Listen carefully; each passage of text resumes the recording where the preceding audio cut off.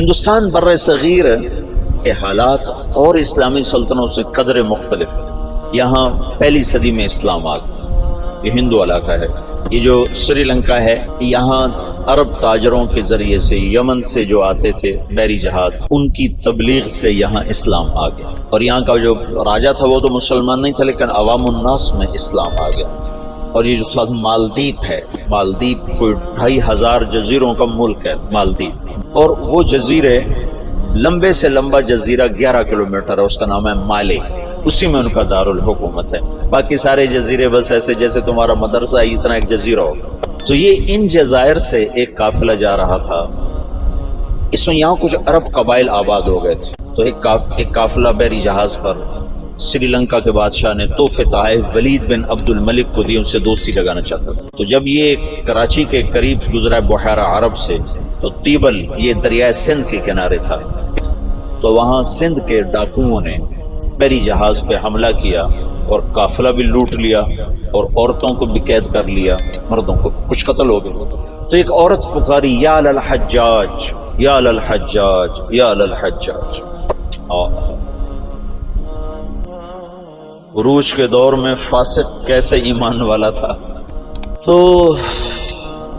کچھ جو لوگ انہوں نے مال لوٹنے کے بعد کچھ لوگ چھوڑ دیے تھے، تو یہ لٹا پٹا قافلہ جب پہنچا عراق میں تو حجاج کو ملا، اور انہوں نے کہا کہ ایک بہن نے کہا تھا یا للحجاج، تو وہ کھڑا ہو گیا اپنے کرسی سے، کہ لبیک یا اخت الاسلام، لبیک یا اخت الاسلام، لبیک یا اخت الاسلام، اور کہا میرے اوپر حرام ہے بیوی بھی اور بستر پہ سونا بھی، جب تک میں اس بہن کی مدد نہ کو نہ پہنچوں۔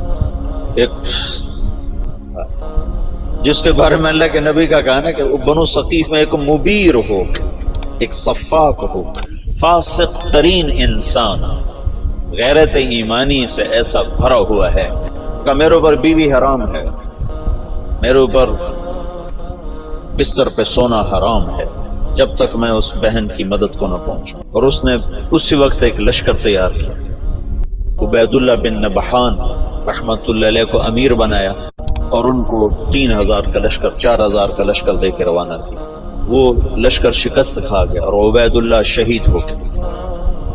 پھر اس نے دوسرا لشکر روانہ کیا، بدیل بن طفہ رحمت اللہ علیہ کی سرکردگی میں، وہ بھی شہید ہو گئے، اور دونوں لشکروں کو شکست ہو گئی۔ پھر اس نے شامی قبائل جو عرب کے قبائل جو شام میں آباد تھے، ان کا عراقیوں سے بڑا مختلف مزاج تھا، تو اس نے ولید بن عبد الملک سے اجازت چاہی کہ مجھے سندھ پہ حملے کے لیے شام سے لشکر، اور میرا خزانہ ختم ہے، مجھے پیسے بھی دیں۔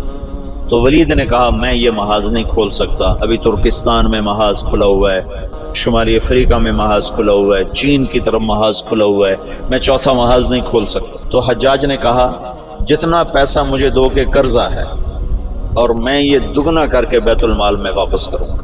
تو شامیوں کا 4000 کا لشکر تیار، اور اس کا اپنا سگا بھتیجا تھا محمد بن قاسم، اور حجاج نے اپنی بیٹی زبیدہ اس کے نکاح میں دی ہوئی تھی، اس کو منتخب کیا، اور اس کو 12000 کا لشکر دے کے روانہ کیا، اور باقی جو ساز و سامان تھا وہ سمندر کے ذریعے سے بھیجا، اور ہر 3 دن کے بعد اس کے پاس خبر آتی تھی۔ اس نے ڈاک کا ایسا نظام بنایا کہ ہر 3 دن کے بعد خبر حجاج تک پہنچتی تھی۔ اس طرح راستے میں چوکیاں قائم کی، اور پورے جنگ کا نقشہ حجاج بصرے میں بیٹھ کے خود کنٹرول کر رہا تھا۔ تو یہ بدھوں کا شہر تھا، جو دیبل تھا نا بدھوں کا، تو اس میں ایک بڑا گنبد تھا، اس کے اوپر ایک جھنڈا تھا۔ تو ان کا یہ عقیدہ تھا جب تک یہ جھنڈا نہیں گرتا اس شہر کو شکست نہیں ہو سکتی۔ تو مسلمانوں نے زور لگا لیا۔ حجاج بن یوسف نے ایک توپ بھیجی تھی، توپ منجنیق، پتھر پھینکنے والی، وہ اتنی بڑی تھی اس کو 500 آدمی کھینچتے تھے، تو اس کو بحری جہاز پہ بھیجا تھا۔ تو وہ نصب تھی، اور توپ اس گنبد پہ نشانہ نہیں فٹ ہو رہا تھا۔ 10 دن 12 دن 15 دن گزر گئے، گولے جاتے تھے، گنبد پہ نہیں لگتے تھے۔ تو حجاج بن یوسف نے وہاں سے خط لکھا کہ اس توپ کا زاویہ 1 درجہ نیچے کر کے فائر کرو، 1 درجہ نیچے کر۔ اور محمد بن قاسم اس دن خود توپ پر آئے، ان کا آج میں خود پھینکوں گا۔ تو محمد بن قاسم نے خود اس کو کھینچ کے جو پھینکا تو پہلا ہی پتھر جا کے جھنڈے پہ لگا اور گنبد پہ لگا اور گنبد ٹوٹا تو شہر والوں نے ہتھیار پھینک دیے۔ یہ 90 ہجری کی بات بتا رہا ہوں، 90 ہجری میں اسلام کا پہلا داخلہ ہے فاتحانہ۔ ویسے تو سری لنکا ہندوستان کا حصہ تھا، وہاں اسلام پھیل چکا تھا دعوت کے ذریعے، لیکن فاتحانہ انداز میں جو مسلمان بر صغیر میں داخل ہوئے ہیں تو محمد بن قاسم رحمۃ اللہ علیہ اس کا ذریعہ بنے اور دیبل فتح ہوا ہے۔ پورا ہندوستان 2 حصوں میں تقسیم تھا، ہند اور سندھ۔ سندھ یہ نہیں جو آج ہے، یہ سندھ بمبئی تک تھا اور دیپال پور تک اور ادھر سے بمبئی تک، یہ ایک پورا علاقہ تھا، باقی ہند الگ علاقہ تھا۔ راجہ داہر اس سارے کا بادشاہ تھا۔ راجہ داہر ایک دفعہ بیٹھا تھا تو ایک نجومی آیا، تو اس کی بہن بھی ساتھ بیٹھی تھی، تو اس کی بہن نے اپنا ہاتھ دکھا دیا نجومی کو کہ میرا ہاتھ دکھا۔ نجومی نے کہا یہ لڑکی آئندہ سندھ کے بادشاہ کی بیوی بنے گی۔ تو راجہ داہر پریشان ہو گیا، یہ میرے گھر میں میرا دشمن پیدا ہو رہا۔ تو اس نے اپنے وزیر کو بلایا، کہنے لگا نجومی نے کہا ہے کہ یہ میری جو بہن ہے یہ سندھ کے بادشاہ کی بیگم بنے گی۔ تو وزیر نے کہا تو خود شادی کر لے سے، قصہ ہی ختم۔ میں نے کہا بے غیرت مجھے کروائے گا، ساری دنیا کیا کہے گی بہن سے شادی کر لی۔ تو وزیر چپ ہو گیا۔ اس نے ایک بکری لے کر اس پر مٹی کی تہ پہلے اس پر اچھی طرح لگائی، پھر اس کے اوپر باریک مٹی ڈالی، پھر اس پر پھول کے بیج ڈالے اور اس کو ہلکا ہلکا پانی لگوانا شروع۔ تو اس کے پشت کے اوپر پھول ہی پھول ہو گئے۔ تو اس نے وہ بکری ایک نوکر کو دی کہ جاؤ اسے بازار کا چکر لگواؤ۔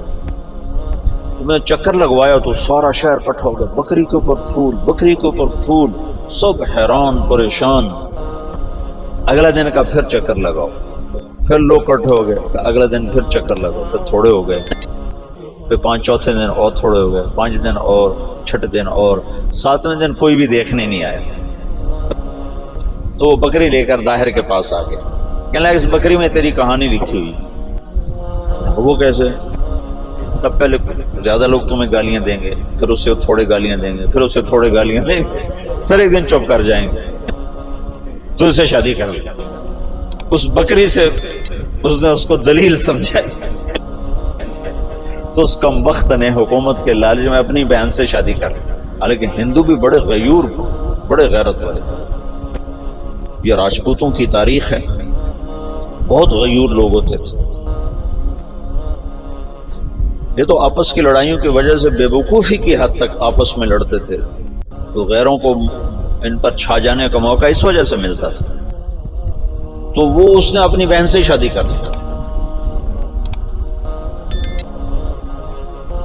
جب محمد بن قاسم حملہ آور ہوا تو راجہ داہر سندھ بمبئی دیبال پور تک کا حکمران تھا۔